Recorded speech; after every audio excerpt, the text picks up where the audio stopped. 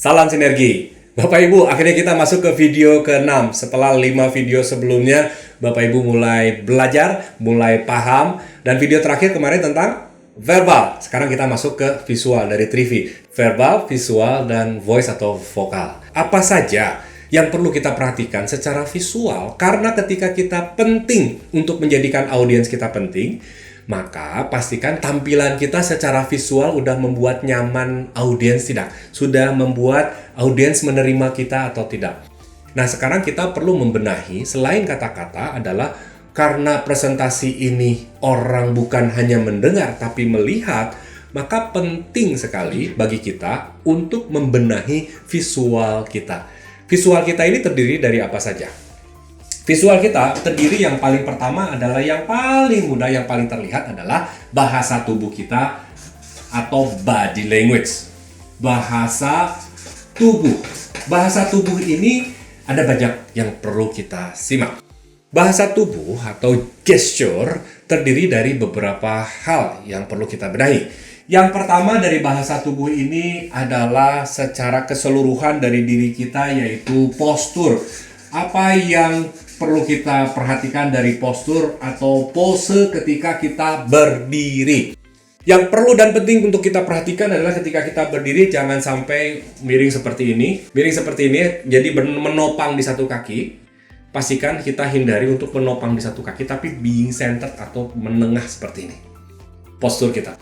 Kemudian dari postur tubuh kita ini secara bahasa tubuh akan lebih disukai, lebih dianggap, didengar ketika kita tegap badan kita, tidak bongkok seperti ini. Kecuali kita punya hambatan khusus dari sisi badan. Tapi kalau kita perlu melatih sebagai seorang pembicara, seorang presenter, kita perlu tegap. Tegap ini bukan tegap yang terlalu berlebih seperti mau ngajak perang. Tapi tegap ini adalah untuk kualitas vokal kita lebih baik. Juga untuk posisi gestur kita lebih nyaman ketika posisi tegap. Dan juga bagi orang lain, audiens kita akan melihat kita sebagai seseorang yang terbuka. Tidak ada sesuatu yang disembunyikan. Sesuatu yang dipercaya bahwa kita memang sudah confidence, kita sudah yakin dengan diri kita. Bagaimana mau meyakinkan orang lain kalau kita belum yakin? Yakin bisa ditunjukkan dengan bahwa saya sudah percaya diri dalam hal presentasi hari ini, kali ini, saat ini. Kita terbuka posenya. Yang perlu kita perhatikan yaitu postur. Pose kita. Latih saja push up, latih saja nempel di dinding seperti ini, pakai itu supaya kita terbiasa tegak. Kedua, yaitu gestur. Gestur ini ada banyak. Nanti insya Allah kita akan bahas di khusus tentang bahasa tubuh. Gestur ini ada mulai dari kepala, bedanya mendongak, menunduk seperti apa, tangan, dan juga posisi kaki. Postur dan gestur ini salah satunya adalah ketika kita pose secara diam. Perhatikan di video awal sampai sekarang atau di video-video sebelumnya, saya senantiasa kalau berdiri adalah posisi center seperti ini, kemudian menyimpan tangan saya seperti ini. Ini adalah untuk menghindari supaya tangan kita ini tidak nyaku. Karena yang paling dihindari adalah ketika kita presentasi, jangan pernah menyaku tangan kita di saku kita.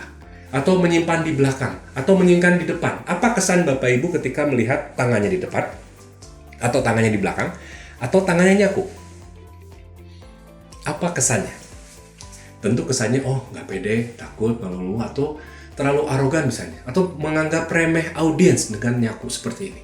Maka kalau tidak bisa seperti ini atau tidak terbiasa, Bapak Ibu bisa menyimpannya di kanan kiri seperti ini. Ketika kita menggunakan gesture, baru bergerak. Assalamualaikum warahmatullahi wabarakatuh. Gestur tangan. Ini gestur kepala, tadi kemudian badan kita. Gestur tangan atau hand gesture. Tangan ini dalam sebuah penelitian ada yang sampai 1 menit 26 gerakan di pembicara publik TED Talks. Namun saya meyakini bahwa gerakan tangan ini yang terpenting adalah kita memang menggunakan gestur sesuai dengan kepentingannya. Dipelajari banyak gestur. Kalau di beberapa tempat pelatihan public speaking, gestur ini akan disesuaikan dengan pesannya. Sehingga gestur tangan maupun pose kepala ataupun tatapan ataupun gestur badan, yang terpenting adalah dari bahasa tubuh atau visual ini selaras. Artinya apa? Selaras antara pesan yang ingin disampaikan dengan gesturnya. Jangan sampai gestur justru bukan menguatkan pesan, tapi justru merusak pesan itu sendiri. Ada pelajarannya tentang gestur ketika kita ingin menegaskan sesuatu. Jadi Bapak Ibu, kita perlu tegas menggunakan cutting seperti ini, seperti memotong. Banyak pemimpin negara yang kemudian ketika ingin menegaskan sesuatu, dia pakai seperti ini, cutting. Ada yang juga pemimpin negara yang menanamkan ide dengan planting the idea. Seperti ini Bapak Ibu, gerakannya. Ada yang ingin meyakinkan, bukan menanamkan ide, tapi meyakinkan. Kalau saya sering seperti ini. Nah, Bapak Ibu seperti itu sering ya? Bapak Ibu, silakan perhatikan lagi video-video sebelumnya bagaimana gestur saya. Nah, itu saya menggunakan teknik seperti ini, teknik gesture namanya. Kalau untuk meyakinkan misalnya, menggunakan waving a ball namanya. Seperti menguatkan di kepala, seperti menguatkan baut gitu Bapak Ibu. Nah, itu adalah untuk convincing atau meyakinkan seperti ini. Ada juga tangan terbuka, palm up disebutnya, untuk keramah. Mari saya sama-sama ajakan. Ada juga palm down, seperti ini. Seperti ini adalah untuk, mari kita jaga. Dan yang terpenting adalah balik lagi ke selaras. Jangan sampai kita nggak selaras dengan pesan. Karena kita ingin memberikan bukan hanya pesan tapi kesan, maka body language, bahasa tubuh ini perlu menguatkan pesan sehingga pesan kita lebih berkesan. Dari gestur ini perlu selaras. Contohnya, mari kita sama-sama bersatu, tapi gesturnya seperti ini. Tidak selaras? Tidak selaras. Dan yang paling dipercayai dari sebuah pesan, selain kata-katanya adalah gesturnya. Karena gestur biasanya, ini tidak serta-merta, lebih jujur dibanding dengan kata-kata. Kata-kata bisa kita atur, tapi gestur katanya, menurut para ahli, itu paling tidak bisa dikontrol. Contoh seperti ini, Anda hebat. Percaya nggak Bapak Ibu dengan kata-kata ini? Anda hebat. Saya ngomong hebat, tapi kepala saya seolah-olah menolak. Contoh misalnya, wah meni hebat, Anda meni kasep, meni keren, oh bisa aja. Padahal dirinya ingin terima kasih. Itu nggak sesuai. Just say, oh thank you. Tapi gesturnya seperti ini. Terima kasih, atur nuhun, jazakallah, masya Allah, tabarakallah, seperti itu. Sehingga selaras dari sisi visual. Lanjut. Gestur nanti kita akan buka video khusus ya Kang Zena ya. Karena supaya ini running dengan video presentation skill. Yang terpenting lagi dari gestur adalah pastikan bahwa balik lagi kepada pesan apa dan sesuaikan dengan pesannya. Hal-hal yang penting tadi, jangan nyaku, jangan ke belakang, jangan di depan. Tidak nyaman, tapi sebetulnya kita ingin membuat agar audiens nyaman, bukan diri kita nyaman. Kalau membuat diri kita nyaman, berarti kita sedang tidak mementingkan audiens. Kan kita prinsipnya adalah apa? Kita ingin memberi, mementingkan audiens. Tampilan lagi yaitu busana visual. Busana tadi sudah dibahas sebetulnya tentang pas, pantas. Busana ini juga Bapak Ibu perlu perhatikan tema acaranya, apakah dia formal, dan biasanya bertanya dulu, survei dulu. Memahami dulu audiens acaranya. Misalnya di sana ada sekalian mohon presentasi, sebetulnya di sini ada pengajian, ya pastikan kita tidak menggunakan kaos jas gini tapi pakai busana muslim. Kalau cowok berarti baju takwa yang ciangi seperti itu. Busana ini perhatikan. Oh di sini sekarang ada hajatan. Oh boleh tahu nggak ya tema busananya seperti apa? Oh kita sih pada pakai batik. Oh siap. Kita menggunakan batik karena pas dengan acaranya, pas dengan badan kita dan memang pantas. Sehingga kita secara visual diterima oleh audiens kita. Nah, selain busana, kalau di dalam online atau misalnya di dalam presentasi kita menggunakan PowerPoint, pastikan PowerPoint juga perhatikan. Ini salah satu aspek visual yang paling penting ketika kita menggunakan PowerPoint. Berikut adalah contohnya PowerPoint yang tidak efektif dan yang efektif. Yang tidak efektif adalah seperti ini. Nah, perhatikan Bapak Ibu, di dalam yang tidak efektif ini terlalu banyak poinnya. Pesan-pesan yang ingin disampaikan seolah-olah ditumplokin di dalam satu slide.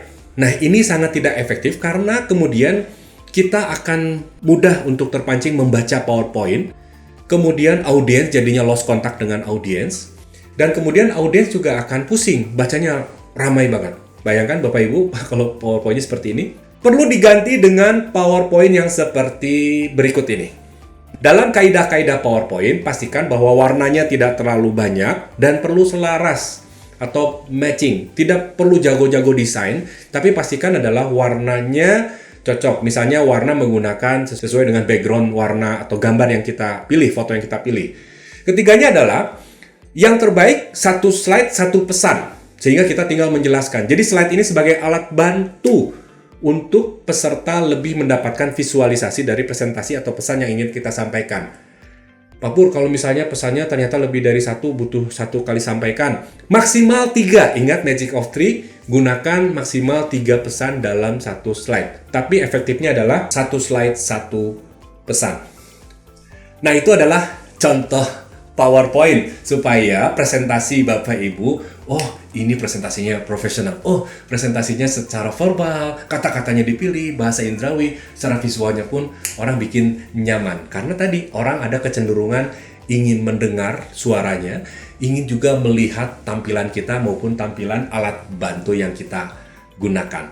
Gunakan PowerPoint presentasi dari TSI. Untuk beberapa PowerPoint kita akan siapkan untuk diunduh di laman tridayasinergi.com sehingga tampilan PowerPoint Bapak Ibu lebih profesional, lebih mudah dilihat bagi audiens. Itulah tentang presentation skill, yaitu tentang aspek visual. Nantikan di video berikutnya.